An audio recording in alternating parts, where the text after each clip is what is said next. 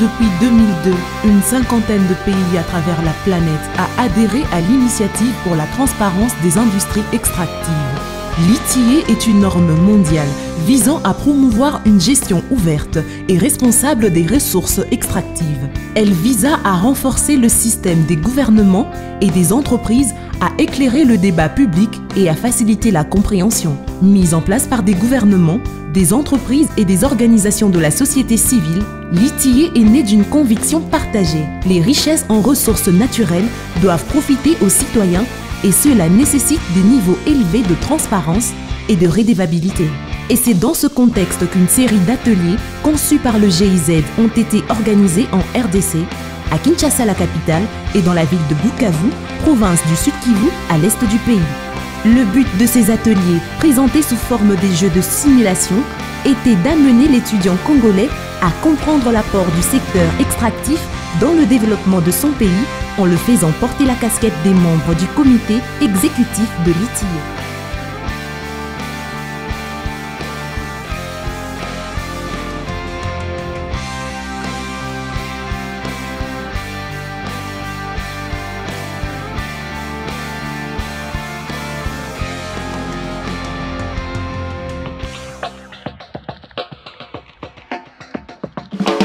Kadima, je suis l'un des représentants du pôle plateforme des organisations de la société civile dans le secteur minier. Isabelle Moudimbe, ministre de Mines. Je suis le représentant de l'OGP, organisation de la société civile.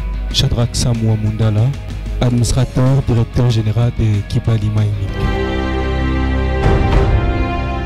Merci, je vois tout le monde est là. Sur ce, nous allons commencer. Tous nous savons notre ordre du jour, c'est loi ou décret.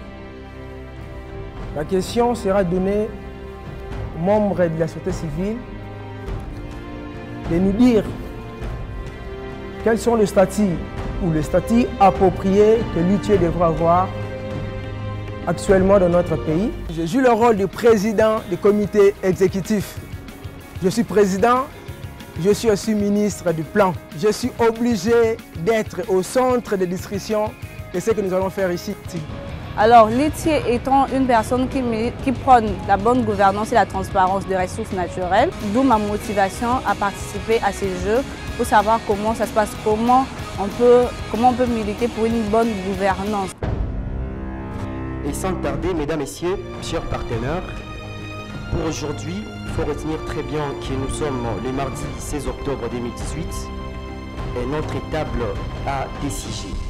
Le premier sujet concerne la communication et le second concerne l'évaluation des impacts de la norme ITIE en RDC.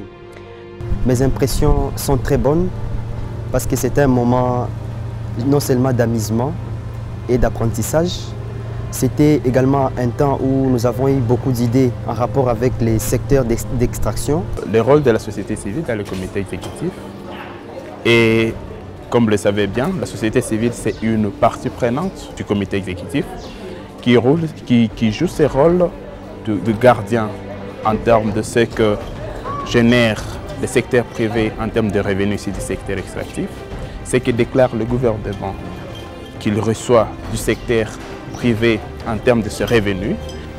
Donc, s'agissant du premier cas que nous avons traité hier, M. le Président, au niveau du consensus, le gouvernement, après débat et délibération, a pris acte et a proposé de garder pour l'instant le même statut de décret.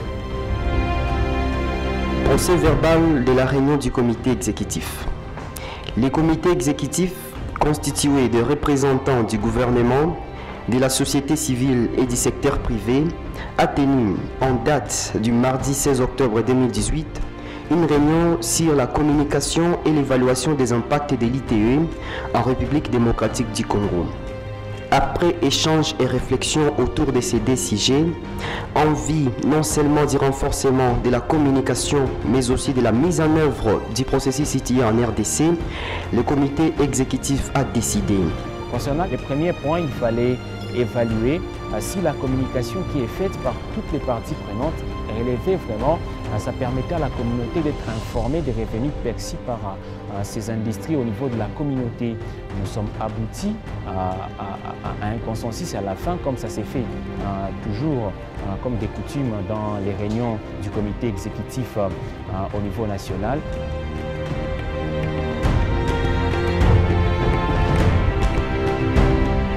Ce jeu vraiment nous a permis d'acquérir beaucoup de connaissances qu'on n'en avait pas au début, parce qu'en venant participer à ces jeux de simulation, on ne connaissait pas ce que c'est l'ITE et comment fonctionner dans notre pays et pourquoi la RDC avait adhéré à ces processus. Et entre nous, le parti prenante, on ne se connaissait pas aussi, mais nous avons créé une très grande famille, une famille vraiment solide et on s'est mis vraiment dans la peau de vrais acteurs.